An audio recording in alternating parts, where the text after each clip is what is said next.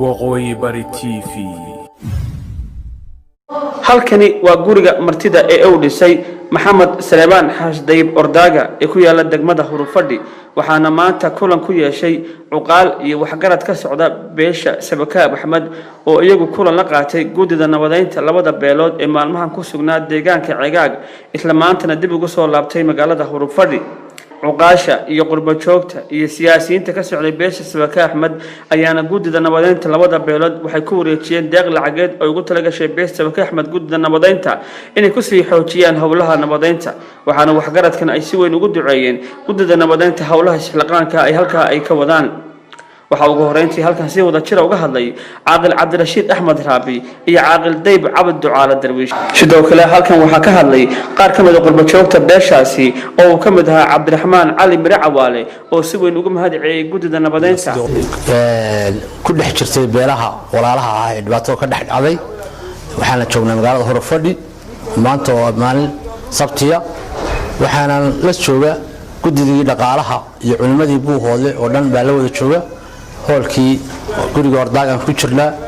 waxaan halkan ugu imanay oo ugu dhiibanaa ku wareejinay guddoomiyihii gudida ergadaas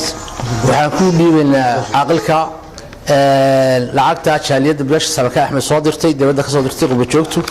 oo Soomaaliya ah oo maanta ugu tala gashay inay gaarsiiso ergadaas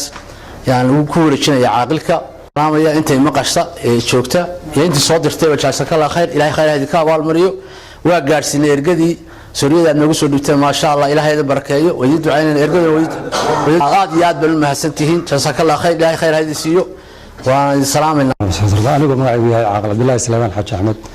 waxaan ka gudoonay gudoomiyaha gudida dhexdhexaadinta labada beelood ee walaalaha ah waxaanu hadda joognaa Hurufadhi waxaanu yimid walaalaha iyo beesha Sabakaab Axmed waxaynu ugu wareejiyeen deeqdaas gudoonay waana ku mahadcelinaynaa ilaahay waanu mahadcelinaynaa beeshaas waxaanu kale u mahadcelinaynaa culimada iyo dadka ka shaqeynayay nabadda iyo howlaha kale ee gacanta ku hayay dhammaan looma kala harin hawsha tan waxaanu leenahay ilaahay haynagu guuleeyo waana idinka gudoonay wabillahi tawfiiq assalamu alaykum warahmatullahi wabarakatuh waxaananu u soo siyaaranay u soo booqanay sida caaqilkii hore sheegay ee aad arkayseen Soomaaliya la sheegay oo la arkayay kagana qayb qaadano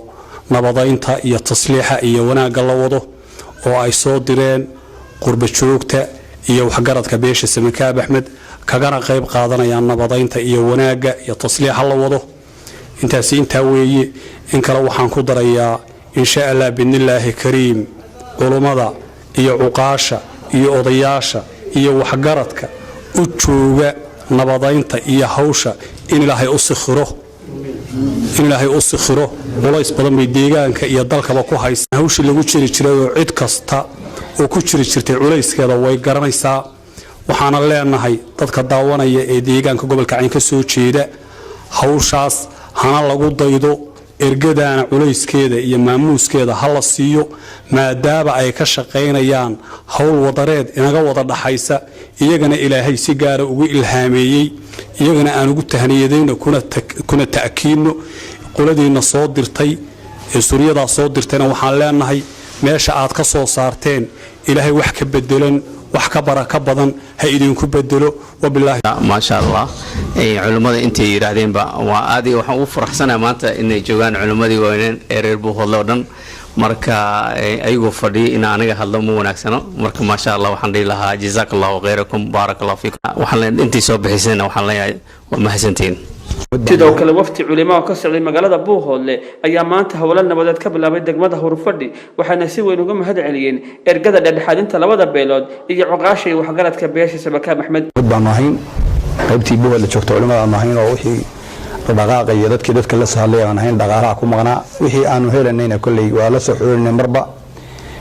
maxay eegtay gudigan runtii aad buu shaqeeyay waxaan aad iyo aad si gaar ah ugu mahadcelinaynaa ugu ducaynaa ilaahay inuu barakeeyo beesha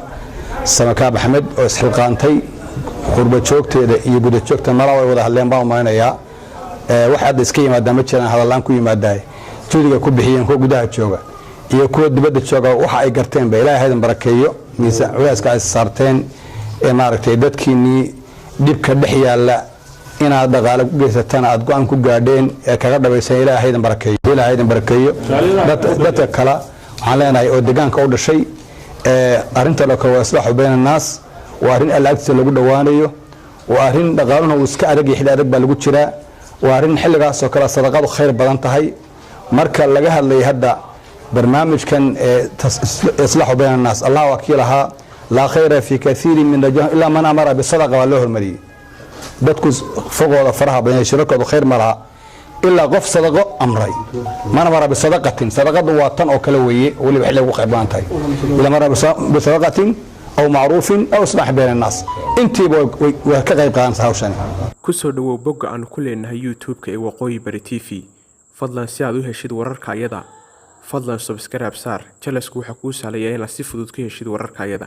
mahadsanid daawadaha sharafta lahu mar kale ha u deeman la-aan bogga aanu ku leenahay facebooka ee waqooyi bari t v si aad u heshid wararka ayada isna booqo bogga aanu ku leenahay facebooka ee waqooyi bari t